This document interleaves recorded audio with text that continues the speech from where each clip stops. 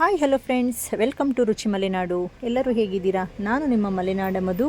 ಇವತ್ತು ನಿಮ್ಮ ರುಚಿ ಮಲೆನಾಡುವಿನಲ್ಲಿ ಒಂದು ಇನ್ಸ್ಟೆಂಟ್ ದೋಸೆ, ಕ್ಯಾರೆಟ್ ದೋಸೆ ಹೇಗೆ ಮಾಡೋದು ಅನ್ನೋದನ್ನ ತೋರಿಸ್ತಾ ಇದ್ದೀನಿ.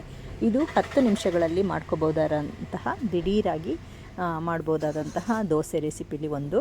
ಮೊದಲಿಗೆ ನಾನು 1 ಕಪ್ಪು ಉಪ್ಪಿಟ್ಟು ರವೆ ತೊಗೊಂಡಿದ್ದೀನಿ, 1 ಕಪ್ಪು ಅಕ್ಕಿ ಹಿಟ್ಟು, 1 ಕಪ್ಪು ರಾಗಿ ಹಿಟ್ಟು, 1 ಕಪ್ಪು ಗೋಧಿ ಹಿಟ್ಟು ಹಾಗೂ 1 ಕಪ್ಪು ಗಟ್ಟಿ ಮೊಸರು. ಹುಳಿ ಮೊಸರು ಬೇಡ, ಸ್ವೀಟ್ ಮೊಸರು ತೊಗೊಳ್ಳಿ, ಚೆನ್ನಾಗಿರುತ್ತೆ.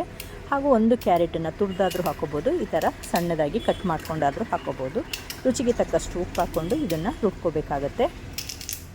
ನಿಮಗೆ ಈ ಹಿಟ್ಟುಗಳಲ್ಲಿ ಯಾವುದು ಬೇಡ ಅದನ್ನು ಸ್ಕಿಪ್ ಮಾಡ್ಕೋಬೋದು. ನಿಮಗೆ ಬೇಕಾಗಿದ್ದಂತಹ ಹಿಟ್ಟುಗಳನ್ನು ಸಹ ಸೇರಿಸ್ಕೊಂಡು ಮಾಡ್ಕೋಬೋದು. ನೋಡಿ, 1 ಕ್ಯಾರೆಟ್ ಹಾಕ್ಕೊಂಡು ರುಬ್ಕೊಬಿಟ್ಟು ಬಂದಿದ್ದೀನಿ. ಈಗ ನುಣ್ಣಗೆ ರುಬ್ಬಾದ ನಂತರ ಇದಕ್ಕೆ ಒಂದು ಈನೋ ಅಥವಾ ಸೋಡಾನ ಮಿಕ್ಸ್ ಮಾಡಿ ಒಂದು 15 ನಿಮಿಷಗಳ ಕಾಲ ಮುಚ್ಚಿಟ್ಕೊಂಡು ಹುದುಗ್ ಬರುತ್ತೆ. ಇದನ್ನು ಮಿಕ್ಸ್ ಮಾಡಿ ಪಕ್ಕಕ್ಕಿಡಬೇಕು. ಅಷ್ಟರಲ್ಲಿ ಒಂದು ಕೆಂಪು ಚಟ್ನಿನ ತಯಾರಿಸ್ಕೊಳ್ಳೋಣ. ಈ ಥರ ಒಂದು ದಿಢೀರ್ ದೋಸೆ ಮಾಡಬೇಕಾದ್ರೆ ಈ ಥರ ಈನೋ ಹಾಕ್ಕೊಳ್ಳೋದ್ರಿಂದ ಹಿಟ್ಟು ಚೆನ್ನಾಗಿ ಹುದುಗ್ ಬಂದು ದೋಸೆ ಚೆನ್ನಾಗಿ ಬರುತ್ತೆ. ನಂತರ ಇದಕ್ಕೆ ಒಂದು ಕೆಂಪು ಚಟ್ನಿಗೆ ಬೇಕಾಗಿದ್ದಂತಹ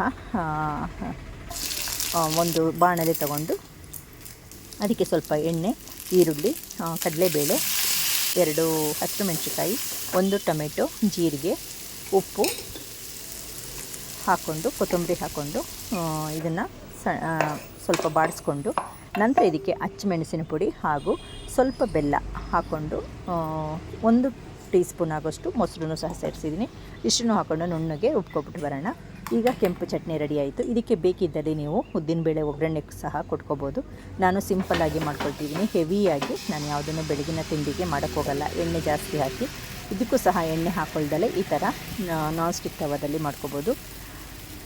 ನೋಡಿ, ಈ ಥರ ಒಂದು ತೆಳುವಾಗಿ ಹಾಕ್ಕೊಂಡ್ರೆ ಮೇಲ್ಗಡೆ ಎಣ್ಣೆ ಸವರ್ಕೊಂಡು ದೋಸೆ ಹಾಕ್ಕೊಂಡು ಚಟ್ನಿನೂ ರೆಡಿ ಇರುತ್ತೆ. ಮಕ್ಕಳಿಗೆ ಲಂಚ್ ಬಾಕ್ಸ್ಗಳಲ್ಲಿ ಒಂದಾದ ದೋಸೆ ರೆಸಿಪಿಗಳಲ್ಲಿ ಈಸಿಯಾಗಿ ನೀವು ಮಾಡ್ಕೋಬೋದು. ತುಂಬ ಚೆನ್ನಾಗಿರುತ್ತೆ. ಎಲ್ಲ ಥರದ ಹಿಟ್ಟುಗಳಿರೋದ್ರಿಂದ ಮಕ್ಕಳಿಗೆ ಎಲ್ಲ ರೀತಿಯ ಪೌಷ್ಟಿಕ ಒಂದು ಪ್ರೋಟೀನ್ ಎಲ್ಲ ಸಿಗುತ್ತೆ ಅಂತಲೇ ಹೇಳೋಕ್ಕೆ ಇಷ್ಟಪಡ್ತೀನಿ. ಗರಿಗರಿಯಾದಂತಹ ಇನ್ಸ್ಟೆಂಟ್ ಕ್ಯಾರೆಟ್ ದೋಸೆ ರೆಡಿ.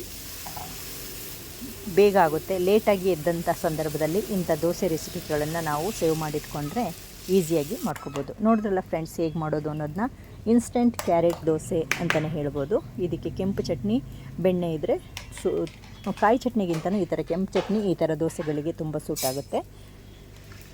ನೀವು ಮನೆಯಲ್ಲಿ ಖಂಡಿತ ಟ್ರೈ ಮಾಡಿ, ಕಮೆಂಟಲ್ಲಿ ಹೇಗಿತ್ತು ಅನ್ನೋದನ್ನ ತಿಳಿಸಿ. ಈ ಥರ ದೋಸೆ ರೆಸಿಪಿಗಳಿಗಾಗಿ ಕಮೆಂಟಲ್ಲಿ